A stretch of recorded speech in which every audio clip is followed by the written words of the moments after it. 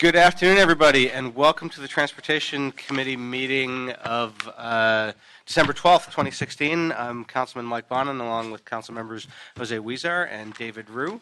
Thank you for joining us for this special committee meeting. One item on the agenda today, but before we start, it's only been a few days since we last met, but I'll do the multimodal roll call anyway. In the past 4 days, who has used bus? Oh wait, bus I have yet. Who has used train? Train, no good. I expect Ms. Reynolds to raise her hand each time. Bicycle? Bike share counts, right? Yes, it does. Bike share counts twice. Pedestrian? Okay, most of the room got the memo and raised their hands. Okay, so item number one. Item number one is continued from our last meeting of December 7th. It's the DOT and CAO reports relative to the proposed contract with Blue California LLC for electric vehicle car sharing operations in disadvantaged communities. Excellent. Staff want to come forward? So when last we were here in our cruelest ever Ebenezer Scrooge mode, we decided nobody would have a weekend, and we asked CAO and DOT to confer over the weekend and work with this with the hope the CAO could help us get a little more clarity and come back with a recommendation. And I'm very pleased to see the CAO report. Perhaps you could summarize for us. Okay, this truly was a Christmas miracle. Try and get it done. I apologize for the last-minute release. So we did come back with a series of recommendations. We did come to a better level of understanding about the contract and a little bit more comfort with the contract. One of the things to, I guess, keep in mind is that this is a different type of a contract than we've seen normally. With this type of a contract, we're actually, a private sector is committing to invest in the city, and there is a repayment mechanism in case if we ever want to terminate that. So that's something a little bit different than what we're used to seeing in typical contracts. And it does require some level of analysis, financial analysis, to make sure it's a good deal for the city. So with that, we did list about 7 to 8 items of concern in our report. Most of them we came to an agreement on how they would be mitigated. Just want to point out with the graffiti language, DOT did work with the operator to propose some new language. They would be submitting a graffiti mitigation plan sometime prior to the public launch. And they would have committed to work with them to make sure that it's in conformance with city standards. Mm-hmm.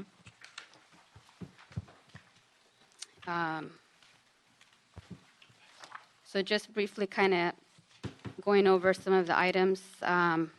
Just for clarity, the contract has 5 years with options for renewal. At the end of the 5 years or at the end of any of the renewal options, either DOT or the operator will give advance notice of 180 days that they do not want to continue, so we do have some level of flexibility in knowing in advance. If there is no notice given on either side, the contract is automatically renewed.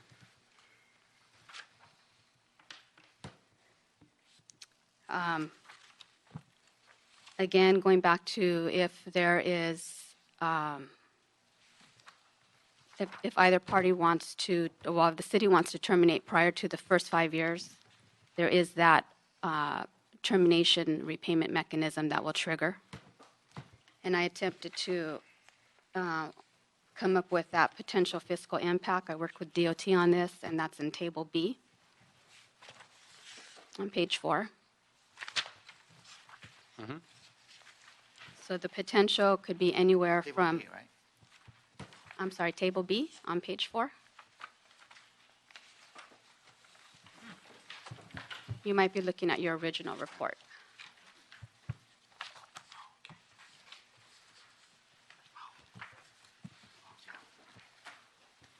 So if there is any kind of, if DOT wants to end the pilot, let's say on year 3, the city would be obligated to reimburse the contractor for the initial investment and any actual operating expenses that have accrued to that point in time.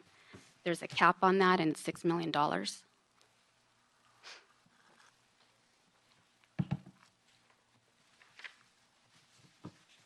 So ultimately, our conclusion was that it's really a cost-benefit analysis that's required.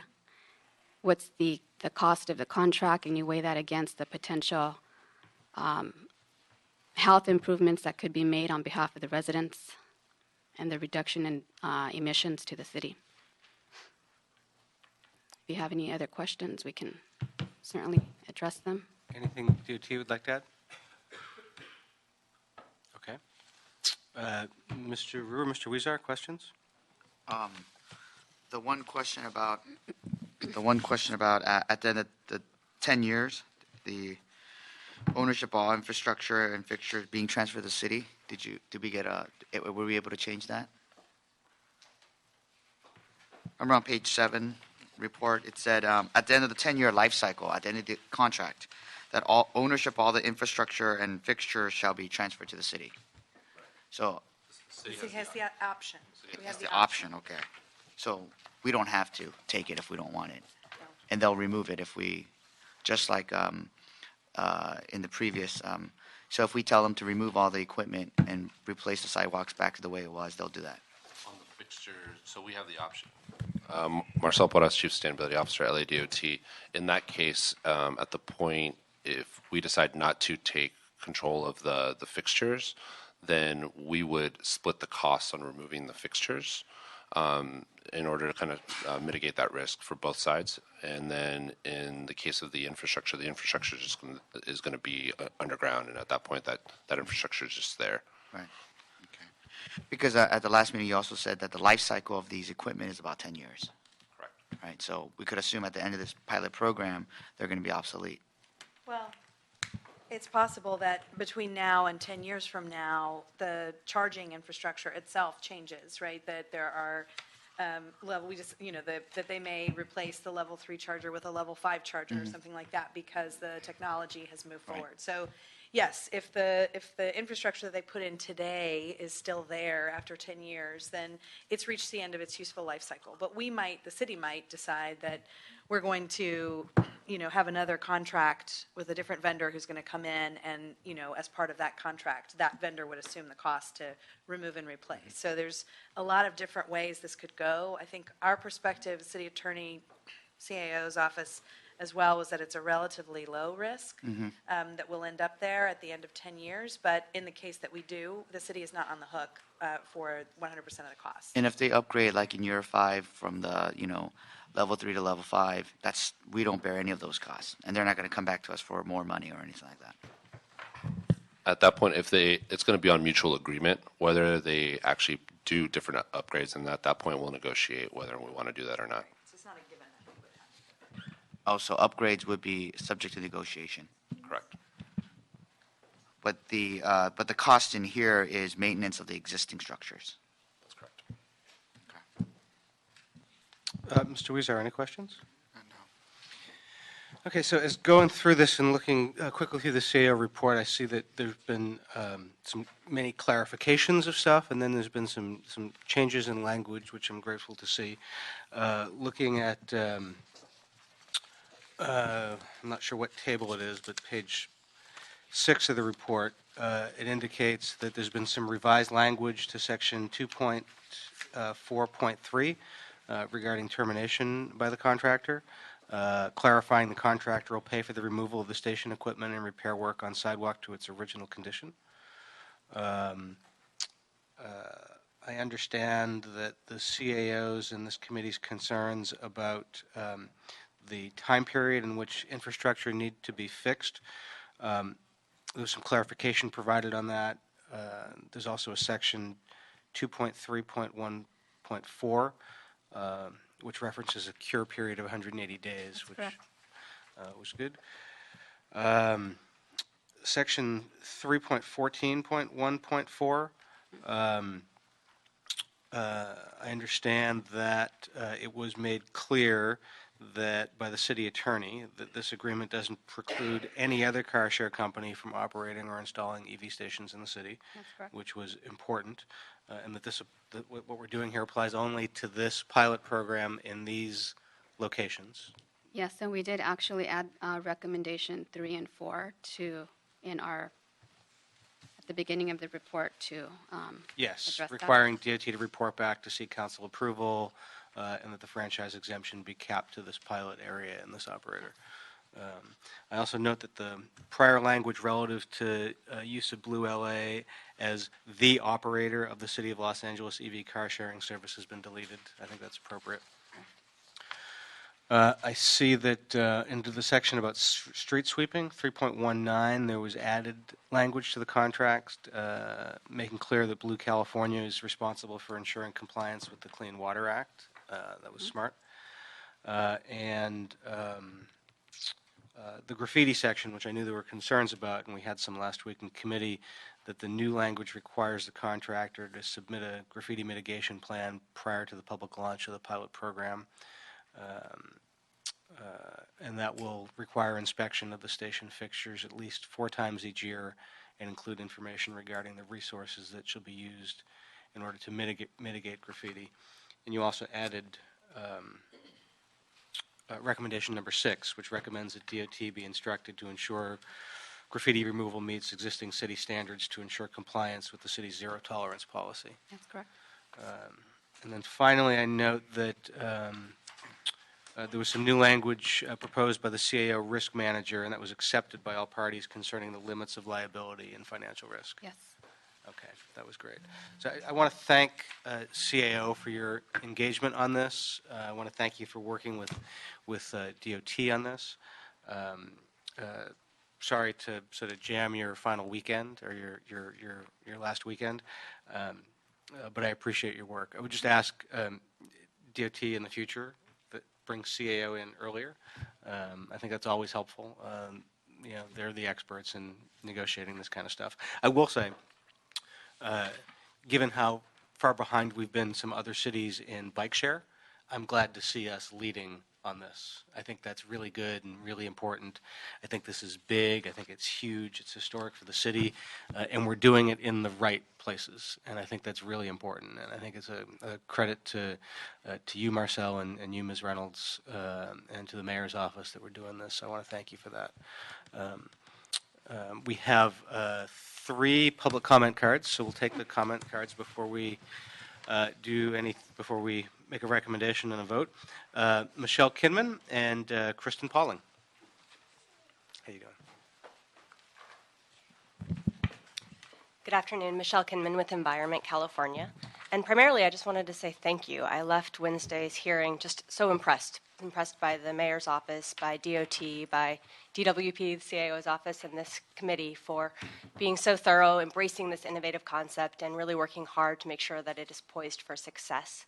As you said, there are many people, not only in Los Angeles, but around the state and even in other states that are looking for LA to lead on this front. And so I'm hopeful that by the end of today, we'll be one step closer to having low-income Angelenos having more options to move from one point to another, all while cleaning up our air, protecting the climate, and creating improved public health. So thank you. Sure. And you're testifying on behalf of which organization? Environment California. Environment California. Great. Thank you.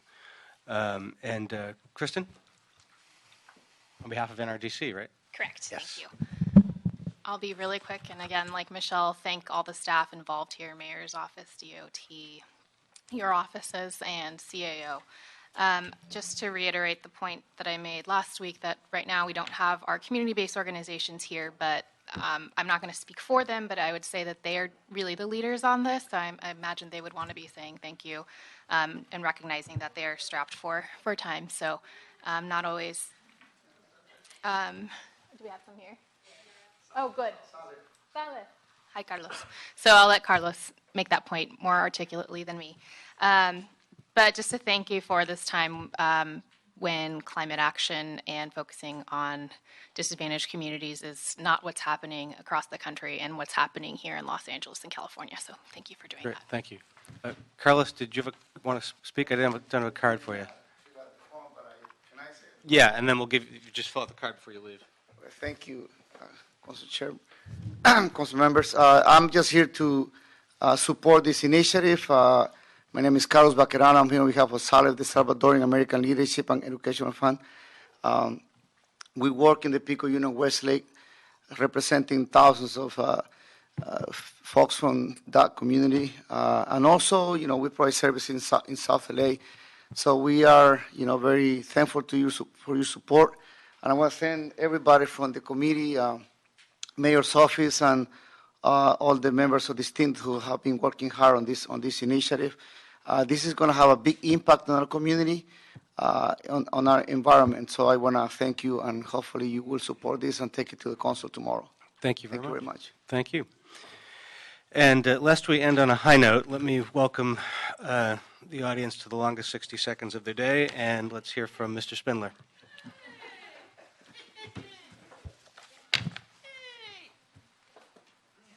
Start the clock. So my puppet was pointing out something. Go ahead. Well, under page 6, you have to pay $375,600 for work on the contract. At the end of page 5, you can get a reimbursement for $252,600 for lost meter revenue. Why don't you amend the contract now to make it a net $120,000 one-time cost, taking the $252,600 city credit against the $375,600 on the permit fee and ordinance exemption, and then it only costs $120 versus $375,600. That way we can save lots of money, and that's what puppets do, like me. We save the city hundreds of thousands of dollars every day we come here. So that's my suggestion. I'm for the project. Thank you. Okay, that concludes public comment for today. Seeing no further public comment, no questions from the committee, colleagues, I would recommend we approve this item, including recommendations 1 through 11 in the CAO report. Do we have a motion to that effect? So moved. Moved and seconded. That is the unanimous recommendation of the committee, and this item will be in council tomorrow. Okay, fantastic. Thanks, everybody. Excellent.